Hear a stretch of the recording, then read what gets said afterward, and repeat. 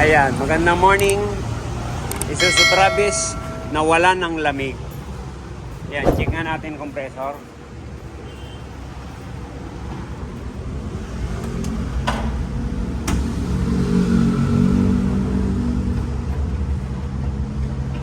Ayan, matigas naman pero bakit nawala ng bomba?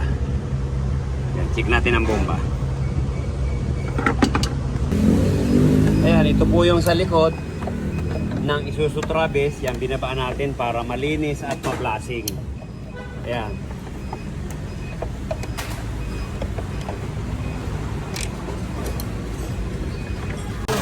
Aha. Luis ba? Ilion? Ang problema, kung pala sa dati raw babagsak eh. sa inyo rin yata. Hindi ko din. Oo. Ako, wala talaga, wala na. Talaga sila na, boss. Oo. Hindi na pumapalo eh. Oo. Sige rin.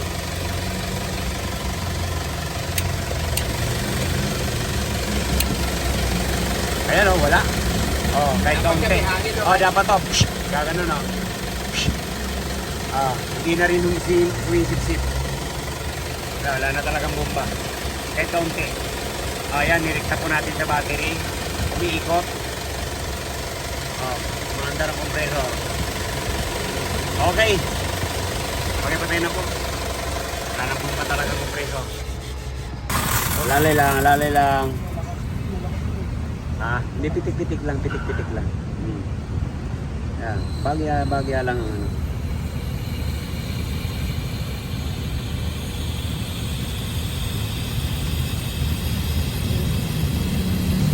Ibayin mo. Tingin.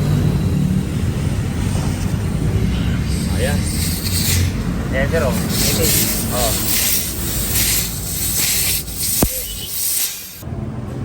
Yan. Yan po yung panlinis natin. Sabi ko nga, parang Hinebra. Kailangan ang pinakahuli natin ganyan din. Kaputi.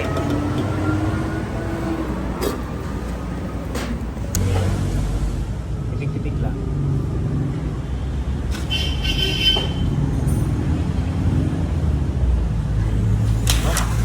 Yun. Ganyan lang. Tinan mo, sir. Malinaw na kaagad. Oo. Diba? Ibig sabihin yan, talagang malinis na ang system. Sige. Parang labas sa tide niya. Tide, baka naman. Ganun talaga.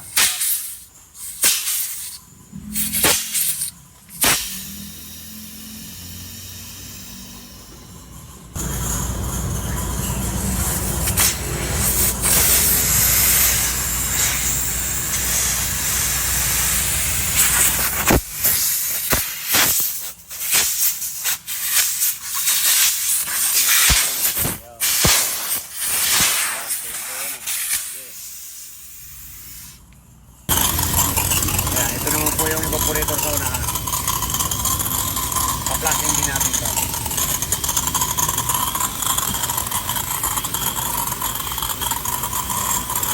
Ayan po, bababa natin para mapalitan. Sa mga ganito po talagang Isuzu Travis, bihira po ang tumatagal na aircon. Kasi karamihan po nito high pressure.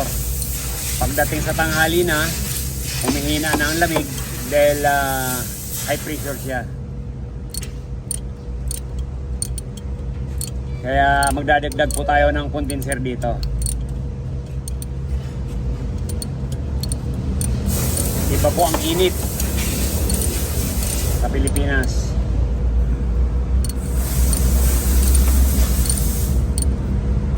Para na tayong nasa Saudi pag talagang tirik ang init. Ayan po, ligtis natin 200 PSI. Yan, na-flashing na po to. Ngayon liligtis natin para hanapan natin ng singaw. O yun, may singaw siya. Pero sa tubo lang naman, malimit po dito magkaroon talaga ng singaw. O ayan, isa lang. hinangin na lang natin, tandaan. Buhitan natin. Kuha ka ng ano. Para madaling matumbok yung butas. Lagyan na lang doon, pakianda, hinangin ko.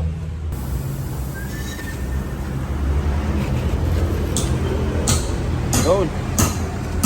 Ayan po. Marumi.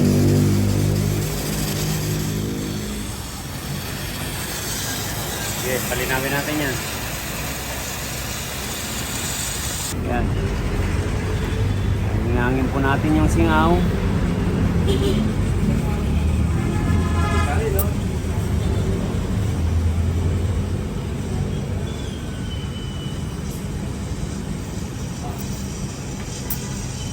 Marami ng mga butas-butas.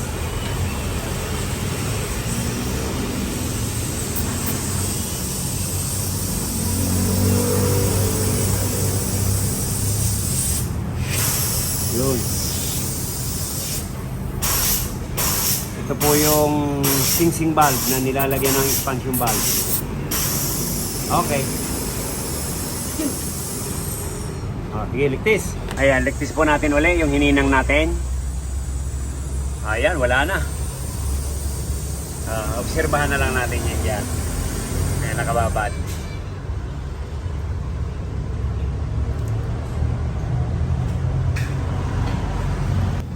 Tagal ba din bumaba? 3.8 lang yung hose. Ano yan eh? Ano yan? 5.8. Ayun, oh. Ito na po yung panghuli. Pang-apat.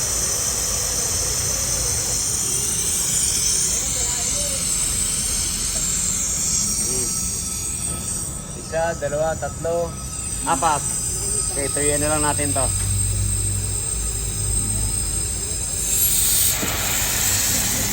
Yan, nakakasiguro na tayo dyan na malinis ang system. Ayan po. Ito na po yung sira. Ito na po yung papalit natin.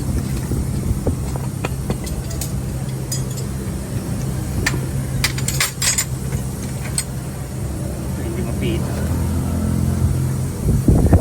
Okay. Ayan, ligtis ko na yan.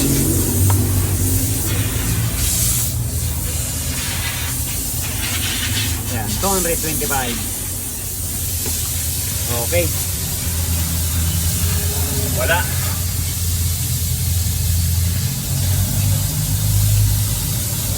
Ayan, walang singaw. Ito na po.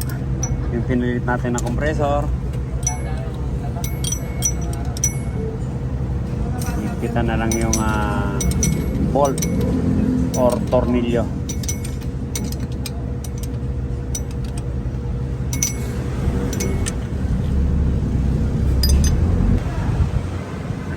Yung evaporator,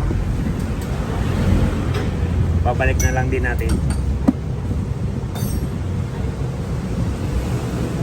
yung condenser pa pala, ipa-flushing pa natin. Sige.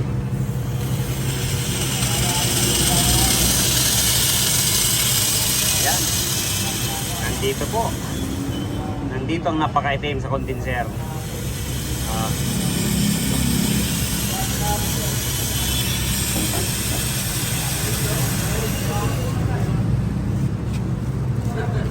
Sir, grabe oh. Ayan. Nandyan yung ribaba niyan.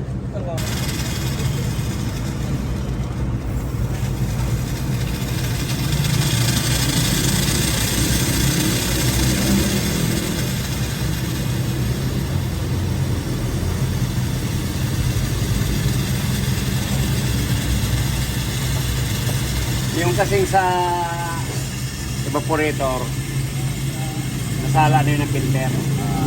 Kaya hindi ganong katulihan.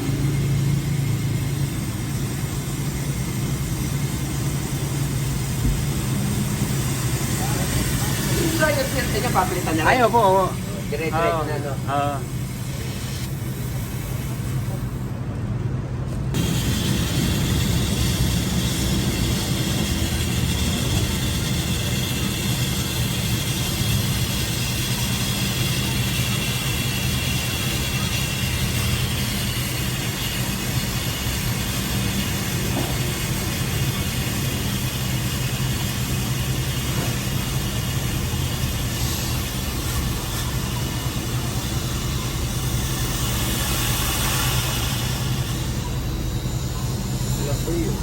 Dami.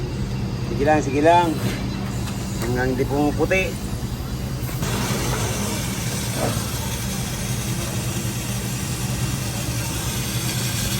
Ayan, medyo may kalinawan na.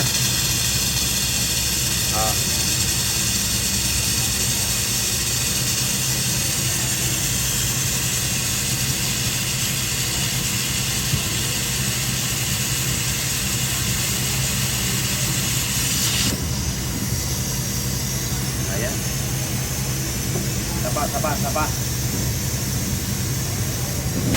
Ayan. Dami. 1, 2, 3, 4, 5, 6, 7, 8. Nakasama yung uri. Marami na. Pangsyam.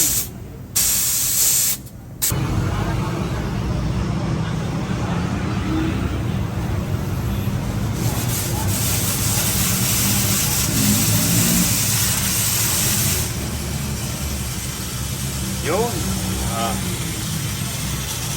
Yan, okay na yan. Tugilin na lang natin yan.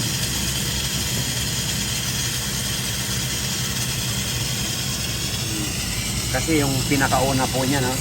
Grabe, oh. Parang tuyo.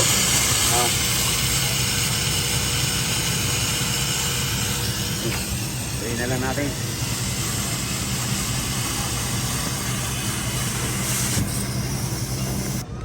Ayan, yun na po pinagplasingan natin.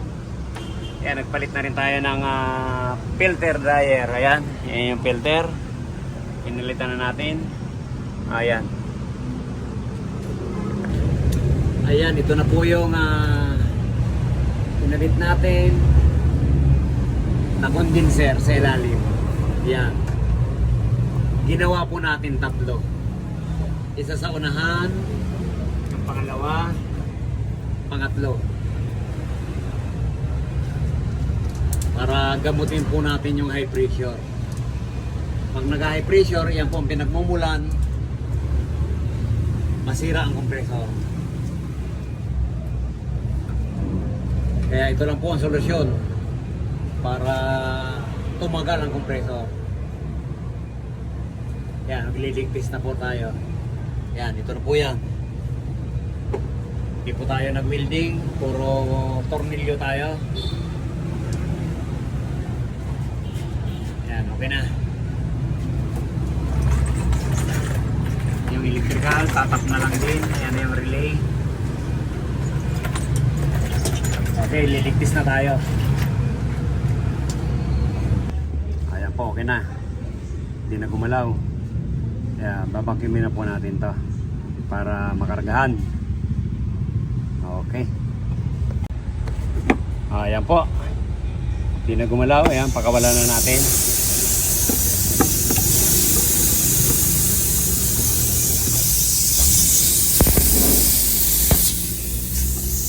Para mapatipsip tayo ng langis. Ayan. Mihigo pa. Mihigo. Para ayan.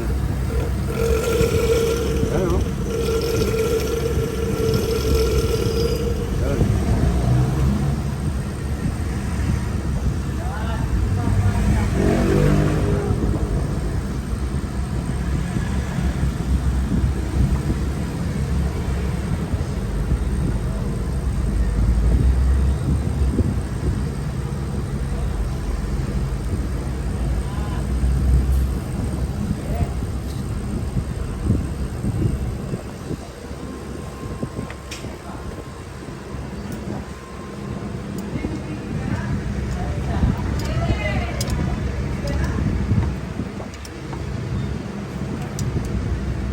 Okay.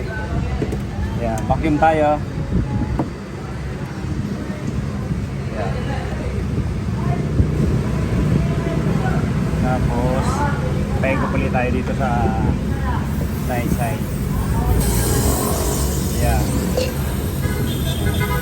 Pego pali yan.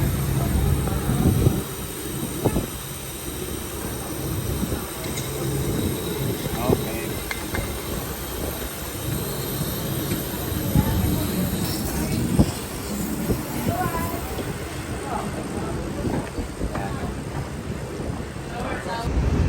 yan, pag ganyan pong naka-vacuum na, yan, check natin dito kung wala nang lumalabas. Kasi pag mayroon pa yan, ganun yan. O yan, wala na. Okay, sarado na natin.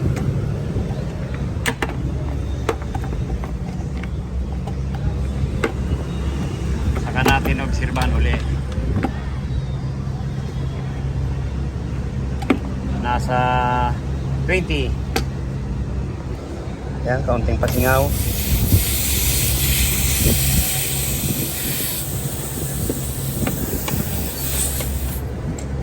Yun. Karga na natin. Low side, high side. Yan, parehas bukas. Bago natin i-start yan.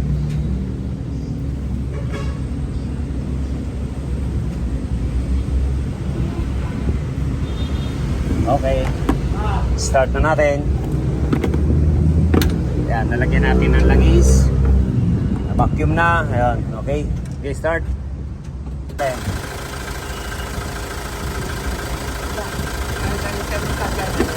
Yan. Yun. Ayan.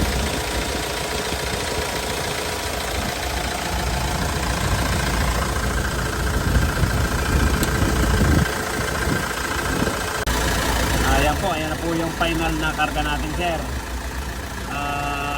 38 lang. 150. Di ba? Kasi pag mag high pressure po yan, minsan inaabot yan ng 250. Doon na po nawawala ang lamig. Yung iba nga umaabot pa ng 300. Ayan, 150. Kahit ang haling tapat ka, hindi na naabot sa 250. Hindi na kamataas yan, 200 na lang. Ayan. Okay. Ayan, saka ang tubig niya. Ayan na. Parang umiihi. Baka na dun. Ganun po ang nilalakas ng aircon. Pag ganun ang ginawa natin, mga characterize. Yan lang naman po ang secret at saka mga paraan para lumamig po yung aircon natin at saka tumagal yung compressor. Okay? Yan po yung hangin. Ayan, mati.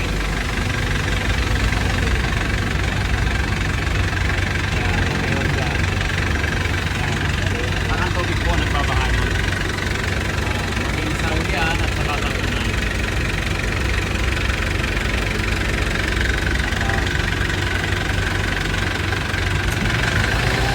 Ayan, ano po ang gawin natin? Nakakarakeroid yan. Yan ang ginawa namin dito. Yan, sa ilalim yung hot pan. Yung isang original niya, nasa ibabaw. Mas malakas po yung ganyan. Malakas ang higop niya. Anos pa ngayon yung plastic sa ilalim. Ayan. Check po tayo ng lamig. Wow. Kadidikit lang, sir.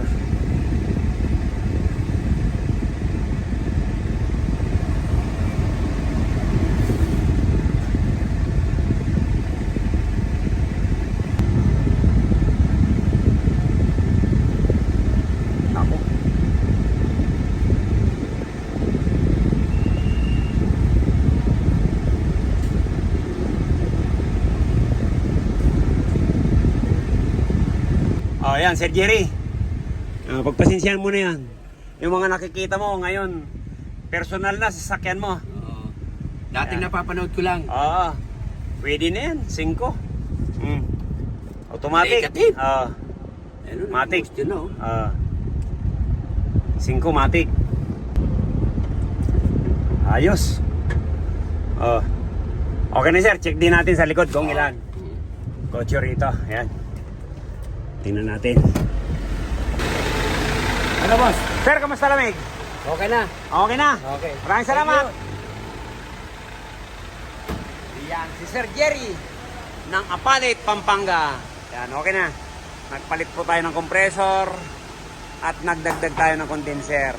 Saka pinalitan din po natin yung isang aux fan niya. Yan. Hindi ko na siningil. Kasi meron naman tayo mga pinagpalitan dyan. Nabuo pa yon, binigay ko na lang sa kanya. Okay, maraming salamat. Thank you. Bye-bye. God bless you all.